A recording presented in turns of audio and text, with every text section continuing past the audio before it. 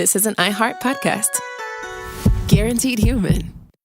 The springtime thaw is finally here. Flowers are blooming. Days are longer. We're saying yes to more plans and finally getting outside, running, walking, just moving again. It's the perfect time to upgrade your everyday go-tos with Bombas. Take Bombas sport socks. They're super comfortable and designed with sport-specific tech for running, cycling, yoga, hiking, you name it. I use them to run in, and I can tell you they work beautifully. So head over to bombas.com and use code SYSK for 20% off your first purchase. That's BOMBAS.com, code SYSK at checkout. Hey, and welcome to The Short Stuff. I'm Josh, and there's Chuck, and there's Jerry.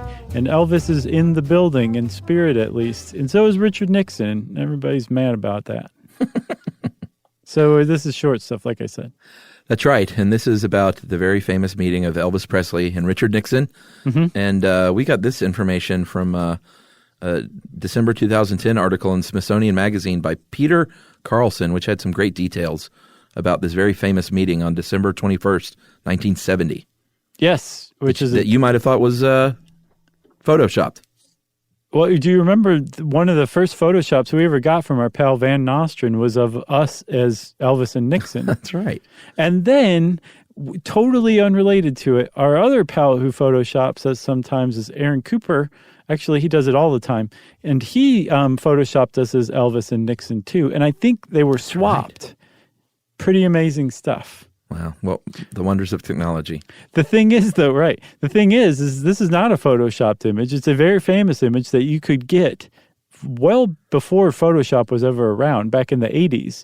But it is of a meeting that very few people knew about until a Chicago newspaper in 1988 said, hey, everybody, the National Archives has a bunch of pictures of Elvis and Nixon together shaking hands, and you can buy them if you want. And it became the most requested picture in National Archives history in like a week. Yeah, and like Elvis as Elvis. It wasn't like he he's like, well, I'm gonna wear my suit today and just tone it down. Like, right. He's fully Elvis.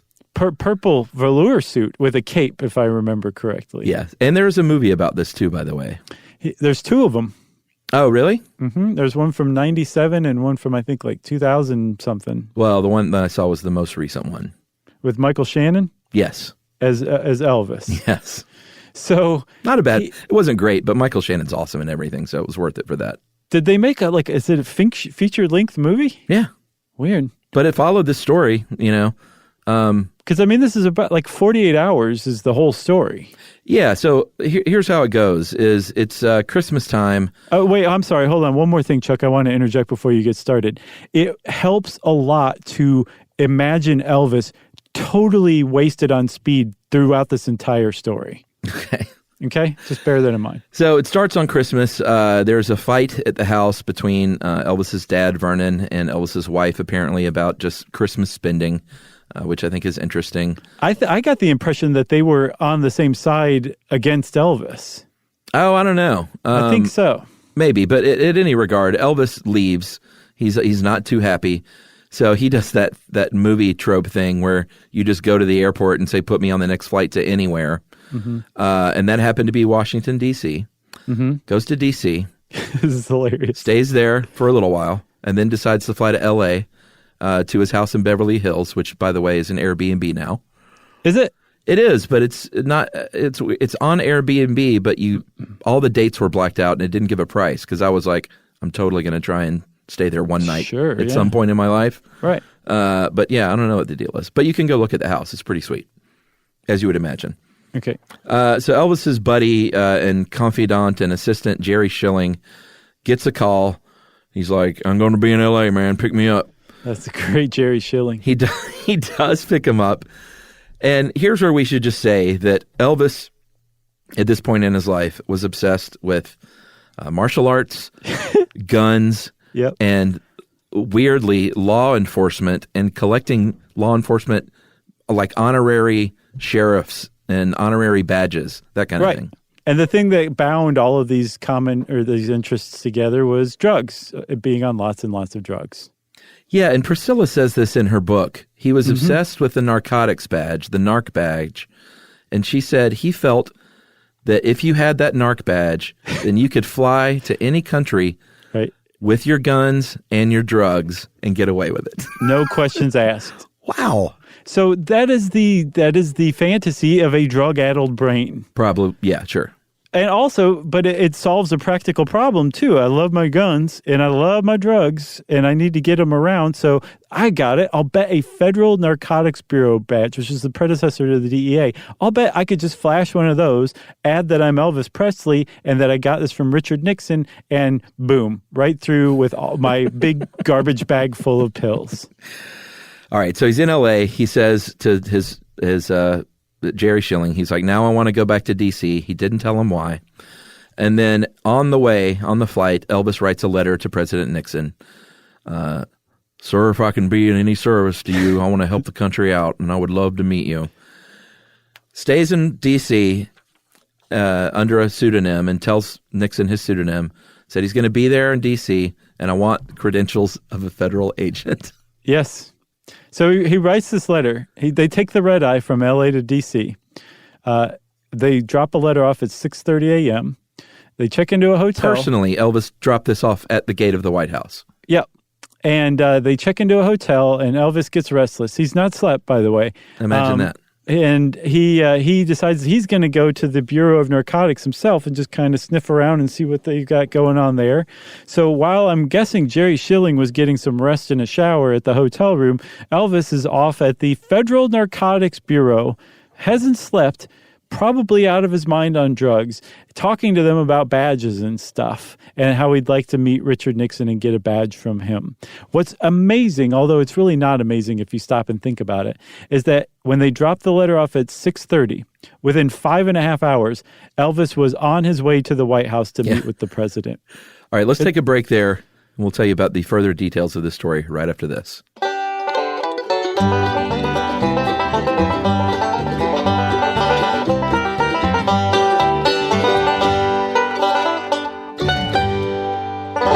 Spectrum Business keeps businesses of all sizes connected seamlessly with fast, reliable internet, advanced Wi-Fi, phone, TV, and mobile services. That's right. And Spectrum Business offers 100% U.S.-based customer support 24/7 to help you stay up and running. And they offer tailored connectivity solutions with packages built for your business budget. Yeah, so it's no wonder millions of business owners rely on Spectrum Business to keep them connected. Visit spectrum.com/business to learn more. Restrictions apply. Services not available in all areas. On eBay, every find has a story. Like if you're looking for a vintage band tee, not just a tee, the band tee from the last show your favorite band ever played. You wore it everywhere. Then your girlfriend started wearing it, which was cute, until she dumped you and took it with her, which was not so cute. Yeah, well, anyway, now you're on eBay. And there it is. Same tee from the same tour. Still living in your memory, rent-free forever. See, the things you love have a way of finding their way back to you. But eBay isn't just for getting whatever your ex-boyfriend or girlfriend stole back, right? No, it's also for that rare championship foul ball you caught, then heroically gave to the kid next to you. And where else are you going to find your first car? The one you wish you'd never sold. But now, finally get the chance to take it back home. For good this time. So shop eBay for millions of finds, each with a story. eBay. Things people love.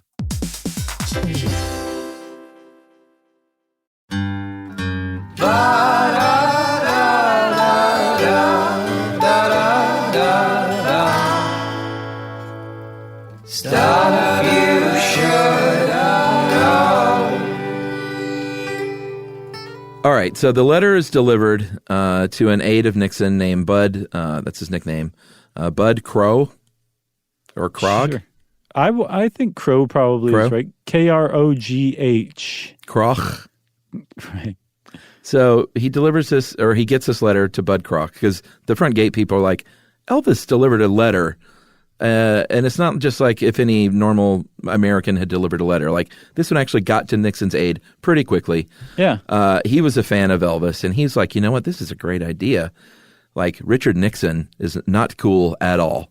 No. And if he met with Elvis Presley, like, that's really good for his image, because Elvis is the coolest guy on the planet. Ish. Well, in 1970, he was up there. Okay. So he likes this idea. He persuades eventually the chief of staff, Bob Haldeman, to make this happen. And at noon that day, Elvis shows up at the White House ready to go with a gift of a gun. He brought a Colt 45 in a display case to give to Nixon. Which he just took from the wall of his house in L.A. Sure. He's like, what can I agree? Oh, this'll do. Yeah. And it's a beautifully mounted firearm. If you're into that kind of thing, you would be like, yes, especially if it came directly from Elvis's personal collection. Sure, I'm not a gun guy, but I would love Elvis's 45. Okay, sure. So the Secret Service, of course, says, yes, thank you very much. We'll take that before you can go into the Oval Office. And from what did we say, Bud Crow's?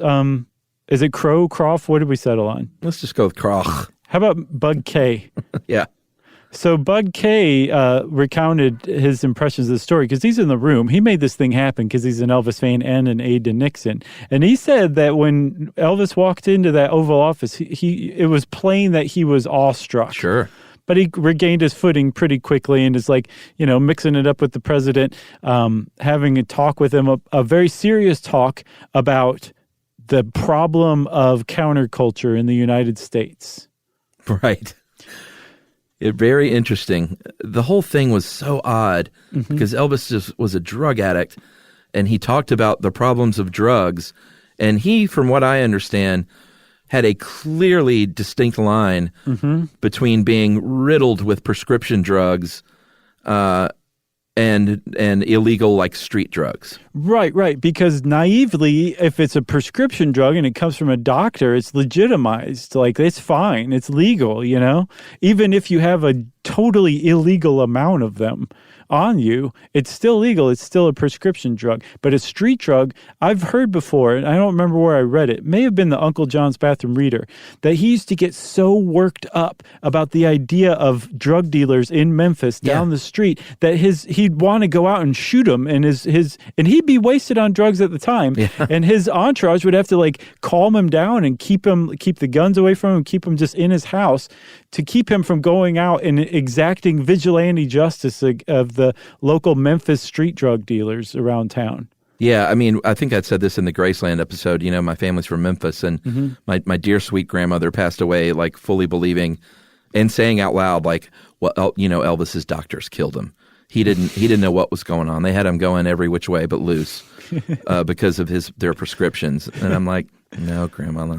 I mean, you didn't tell her no on her deathbed, did you? No. Yeah, I was like, Elvis was a junkie. Right. Now you close your eyes. Lean over and whisper it into her ear. So, all right. So Elvis is awestruck. This guy, Bud K, is taking notes because this is pre Oval Office taping by Nixon. Elvis is awestruck. They're talking about the counterculture. Elvis is talking about the Beatles, how they're anti-Americans and they're bad for America. And they're talking about drugs, and Elvis is showing off his collection of badges. And then basically he basically asked him flat out, I would like a narcotics badge. Can you make that happen? Yeah. Hey, let's cut to the chase, man. Pretty much. Yeah. And Nixon says, well, I don't know. Can we, Bud K? And Bud K was like, yeah, we can probably make that happen. He's like, all right, let's get it done then. So that was it. I mean, within probably about an hour, Bud K and Elvis went to lunch, and Bud K produced the badge for him, before the end of lunch or right after lunch ended. So funny. He also got some other, like, he had his bodyguard Ann Schilling with him, and Nixon gave them some. What did he give him? Cufflinks? And then Elvis was like, well, Mr. President, they have wives too, So he went and got him White House brooches. And Elvis just like leaves the White House with all these gifts, basically. Right. He made a basket out of his shirt. But like we said, there was that one very famous photo, and no one knew about this. Elvis wanted to keep it quiet. I imagine Nixon sadly wasn't able to use it as a PR move. Yeah. Which is although probably Bud I think K's also plan. he was probably like, what just happened? Yeah, maybe. After Elvis came and went. It's crazy that he was just available. Yeah, it is a little crazy. The whole thing's pretty crazy, Chuck. For sure. But the year after, a columnist named Jack Anderson broke the story, and apparently it didn't go anywhere. It didn't become part of the cultural memory.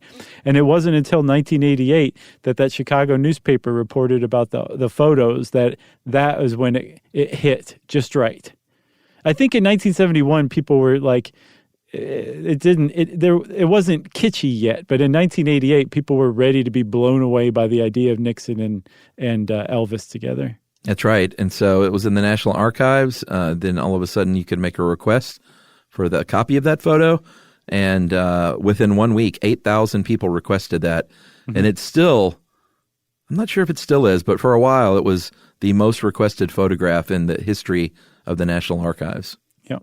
Pretty amazing. There you go. Yeah, it was finally supplanted by Obama meeting with that alien in the Oval Office, that famous photograph. That's right. No, when Obama met with the lead singer of Korn. Right. There you go. Yeah. You got anything else? Nope. Well, good, because we don't have time for it anyway. It's a short stuff. We'll see you guys later. For more on this and thousands of other topics, visit howstuffworks.com.